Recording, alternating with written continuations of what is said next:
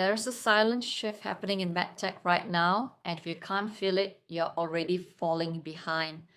Most reps are walking into hospitals in 2026 using a 2015 method. You are leaning on relationship, pushing spec sheets, and hoping the product brand carries the weight. But here's the cold truth.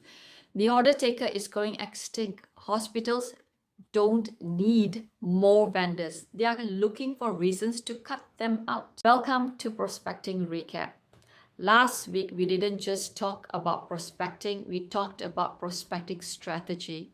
Let's recap the cracks in the foundation we uncovered and how to fix them before they cave in. We opened the week with a hard look at the first 10 minutes of your meeting. This is where most deals die a quiet death. If you lead with your product, you have signaled to the radiologist that you're just a salesperson, not a peer.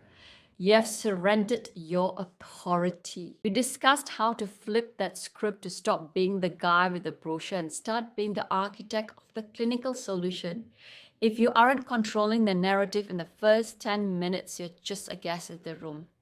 And guests are easily asked to leave. Next, we tackled the black hole of prospecting. Most of you are shouting into the void and wondering why nobody is answering. It's because you are selling hardware to people who are drowning in clinical problems. We broke down the keys to the kingdom last week. Your prospecting needs to be surgical. If you aren't lead generating with a clinical why, you aren't prospecting. You're just gambling with your quota.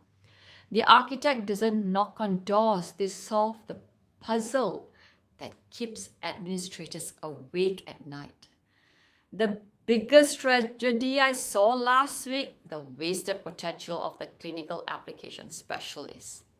If you're still treating your clinical application specialist like a demo bot that shows up only during demo with no proper briefing from sales team, you are leaving your flank wide open.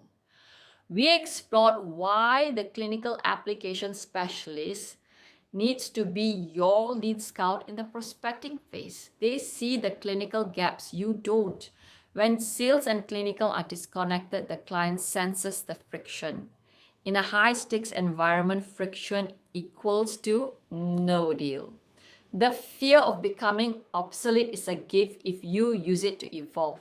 The prospecting architect framework we built last week is your blueprint. It is about moving from a transactional mindset to a systems mindset. You aren't just selling a device, you are re-engineering the way a hospital delivers care. That is how you become unfireable. That is how you dominate a territory while everyone else is fighting for scraps. Don't let this recap be another video you watch and forget. Go back and review last week's series on prospecting. That is your blueprint. So now, let's get to work and stop complaining. Take care, and I will see you again